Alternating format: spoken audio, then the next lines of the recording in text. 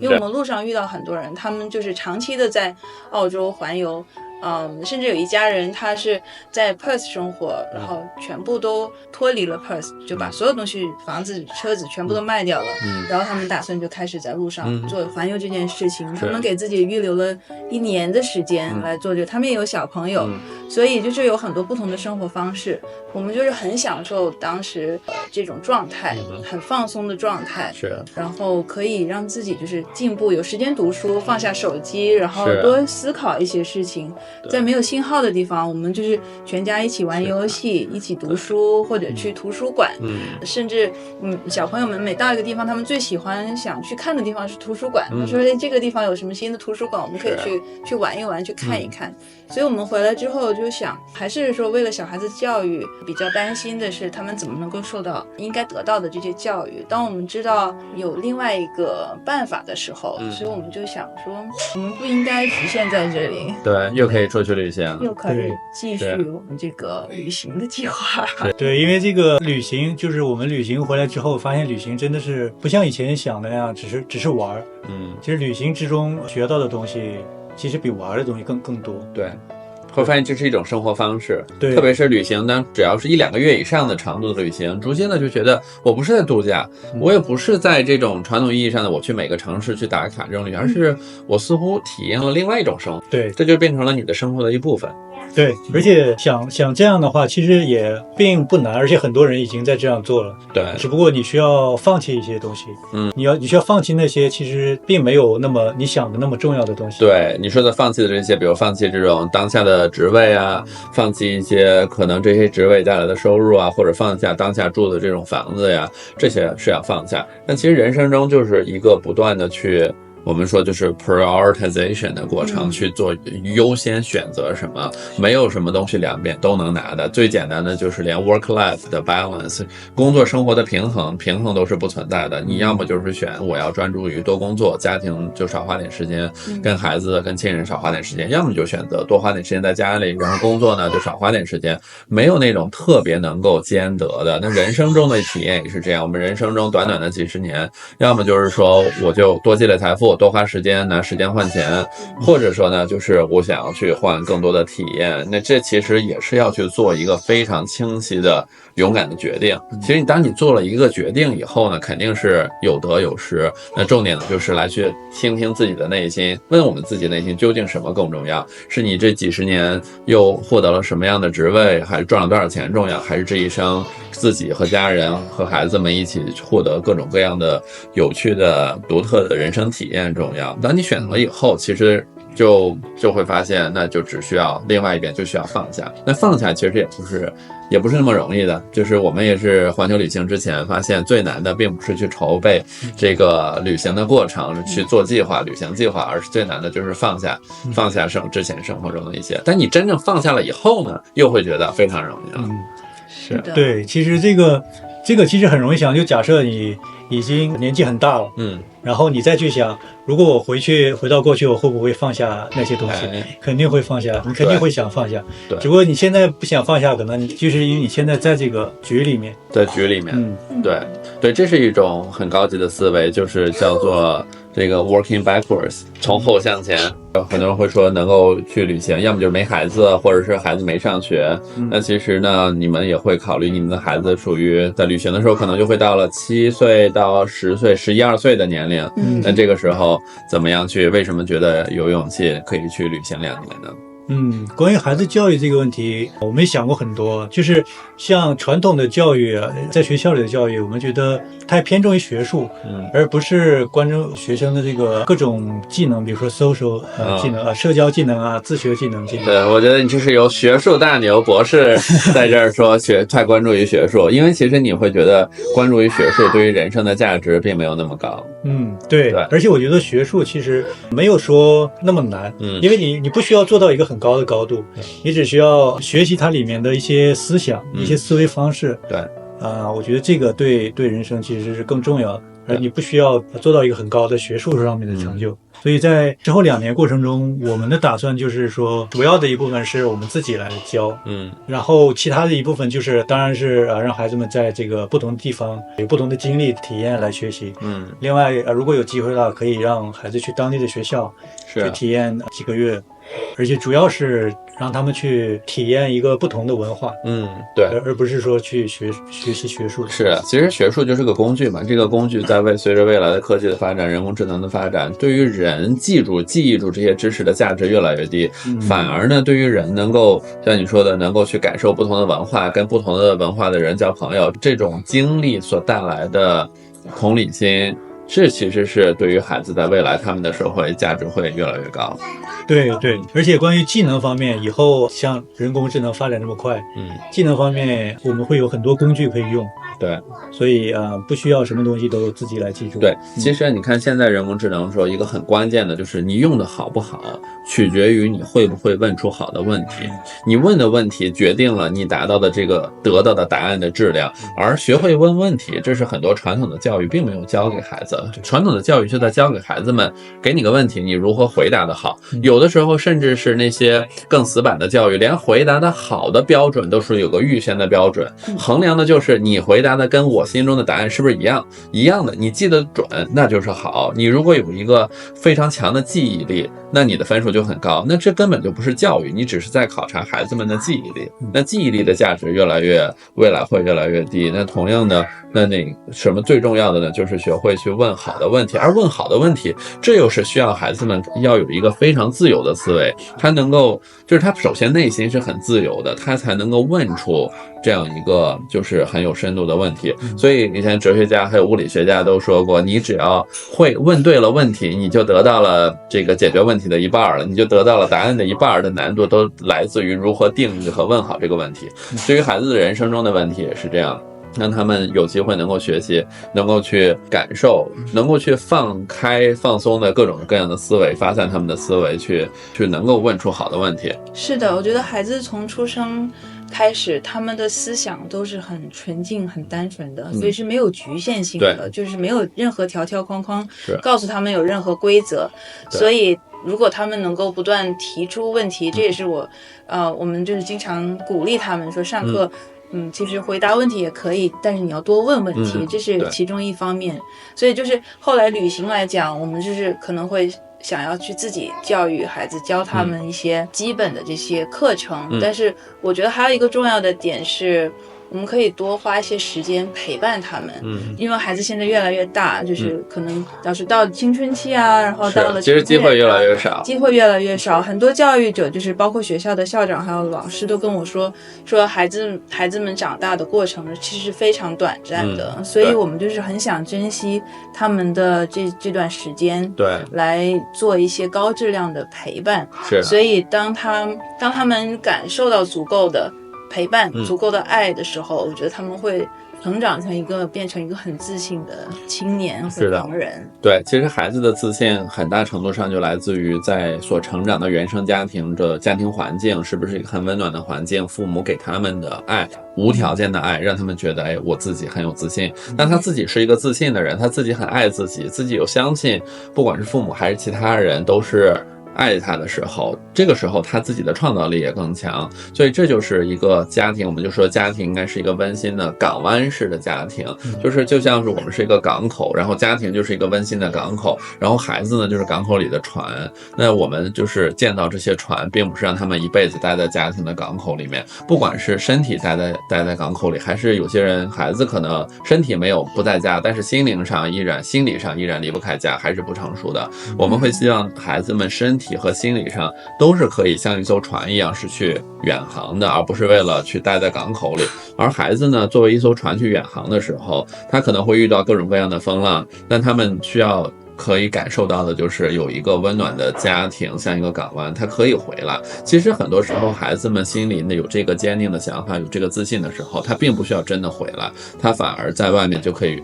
抵抗更多的风浪。但他没有一个温馨的港湾的时候，很多的原生家庭的问题就会带来孩子的不自信啊，各种各样的问题。对，我觉得这是一个很关键的点。还有就是对，你说的就是在学校中，孩子要学会问好的问题，这就是很重要的一个技能。之前的时候，我们的女儿米达，她在我们环球旅行之前，在湾区也是湾区非常好的一个私校。从学校回来，我太太露露就问女儿说：“哎，在学校老师有没有就是给你说各种禁止你做这个做那个呀？”然后想问一问孩子，比如说老师如果禁止你做的时候，你知不知道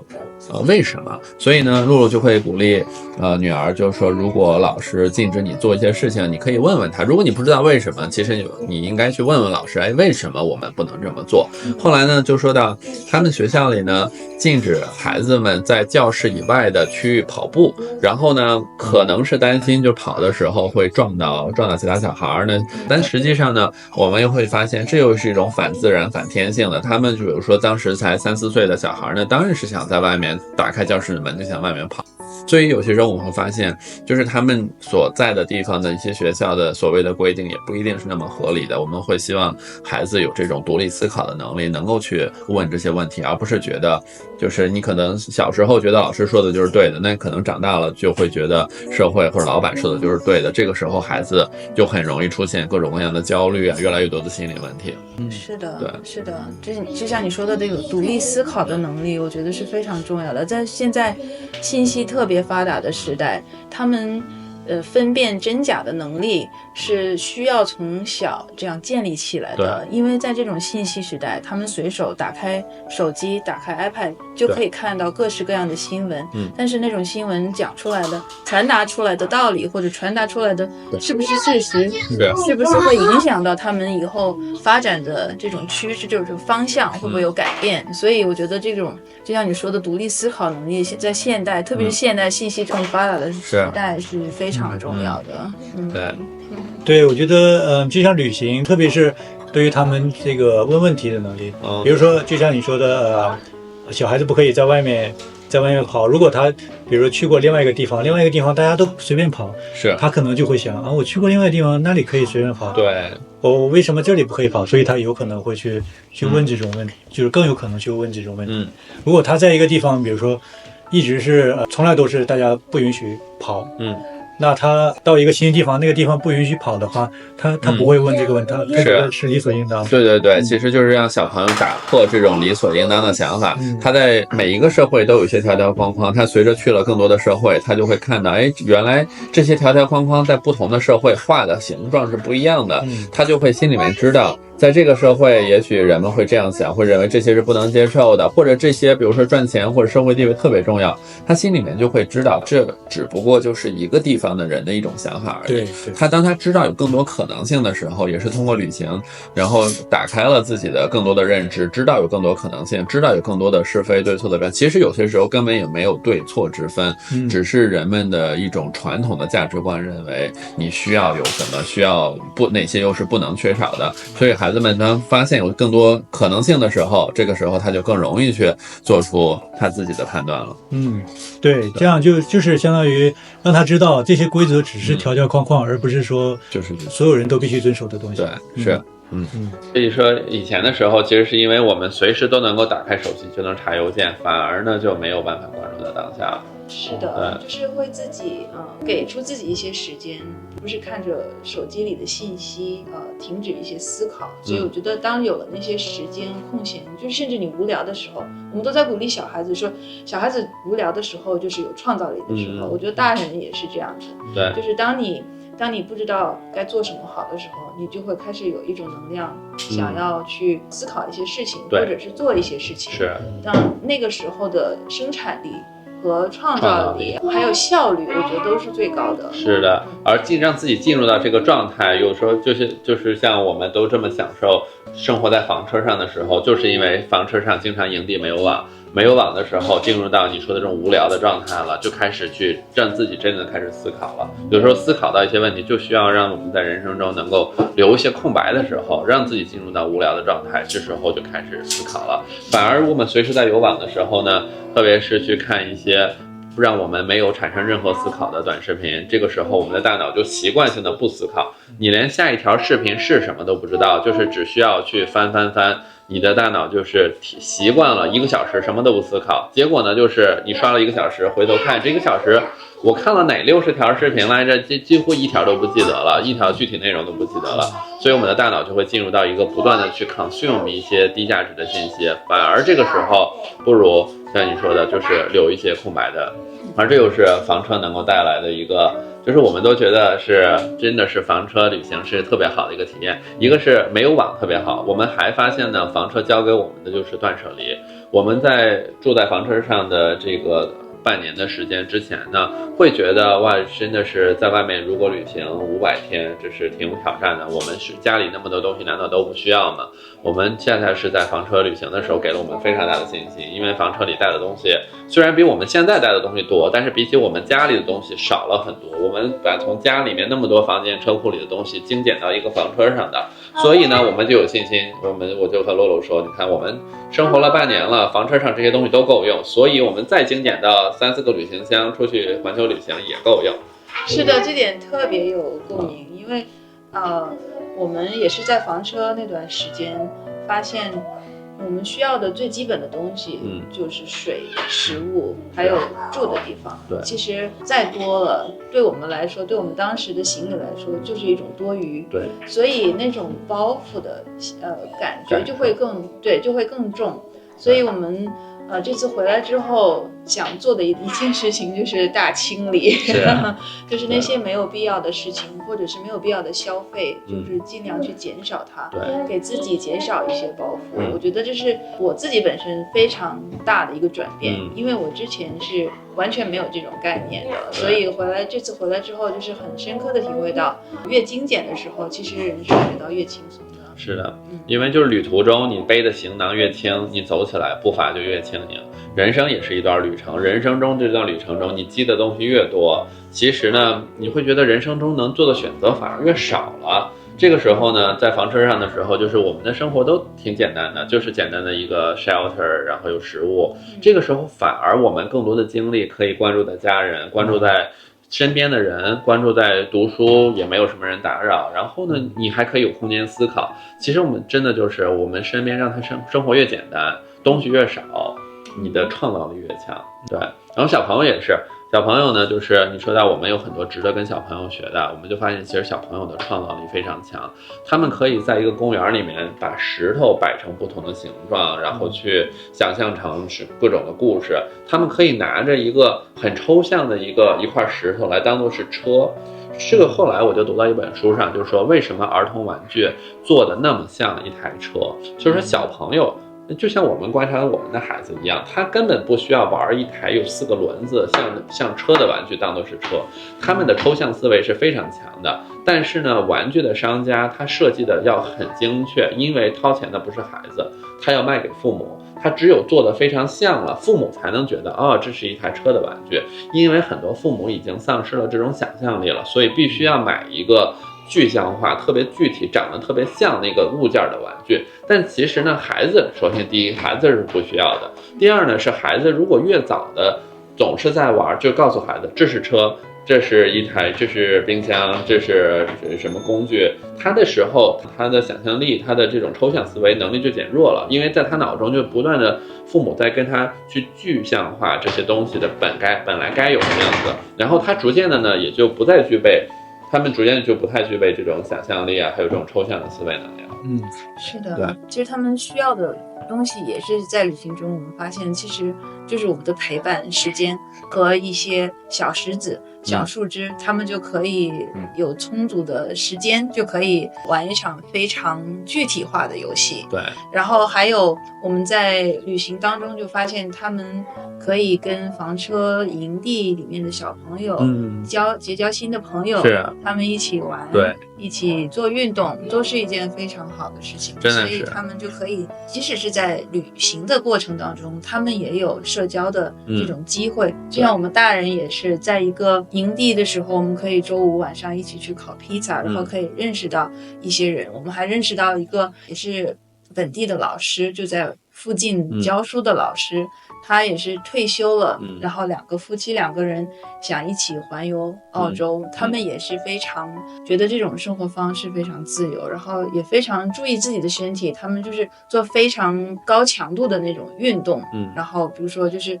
冲浪life saver 这样的这种角色，所以就是会有一些启发，大家都是有着同样的爱好，同样的这种目标，可能是不同的目的地，可能我们下一站都是不一样的，但是我们的想法还有一些爱好都是很相似的。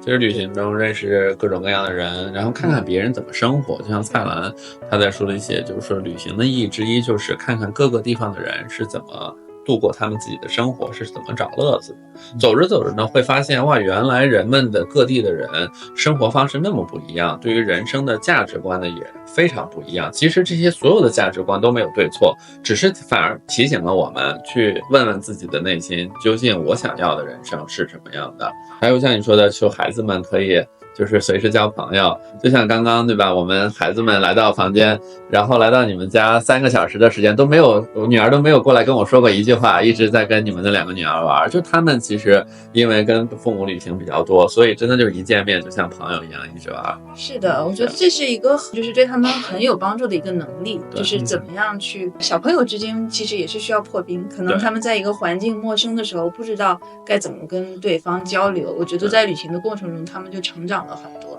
可以去交不同类型的朋友，可以做不同的游戏，其实这样的影响对小孩子是非常大的。对，我觉得这个也说明这个父母陪伴的重要性。如果说父母陪伴比较少的话，他很有可能就是小孩子可能很珍惜这个跟父母的时间，所以他就没有那么敢去跟其他的小朋友玩。如果父母陪伴比较多，那小孩子这个安全感就会很高，所以他就会觉得我可以随时去跟其他的小朋友，我想玩就去玩。对，因为父母总是在我身边。是的，就不用觉得总要抓着你们去玩，因为他觉得你总是available 可以来找你的。对，对，就说到我们朋友就说，哎，这个Leon你们做视频对吧？做一个视频频道，一看就是你们既不是为了赚钱，也不是为了流量，你们看上去你们做视频是为了交朋友的。我一想，哎，真的是，因为我们就是分享了一些我们的生活，就是我们也觉得真的是很感恩的心态，可以认识到很有共鸣的朋友。可能在这个过程中呢，又分享一些我们在旅途中遇到的各种各样的人，他们的生活，又会给很多在看我们视频的人带来一些启发。真的是这样。我跟 David 今天还有谈到，我说，就是 Leon 和露露你们这样子做视频，其实是你们自己本身的这个特质吸引了很多和你们价值观、世界观相同的人，所以你们可以见到这么多好朋友，就是在全球各地都可以遇到新朋友，然后去会见老朋友，所以我觉得真的是一个很好的方式，可以敞开心扉，讲自己的财富观，讲自己的幸福观，我就是觉得很难得这个事情。对，我觉得未来我们就可以做一个全球的社区，就是觉得我们其实不光是我们这一代，孩子们这一代更是了，未来的孩子也都是世界公民，在世界整个地球上长大，地球就是他们的家，把地球玩成一个活地图，我们在地球上的每个位置都很了解，然后孩子们呢也是可以非常自如的、非常舒服的生活在地球上的每个位置，然后我们在每个地方呢又是建立一个小社区，然后呢让我们的孩子都可以在地球上坐满哪里都有朋友。对，我觉得跟我们有同样想法的人肯定非常非常多，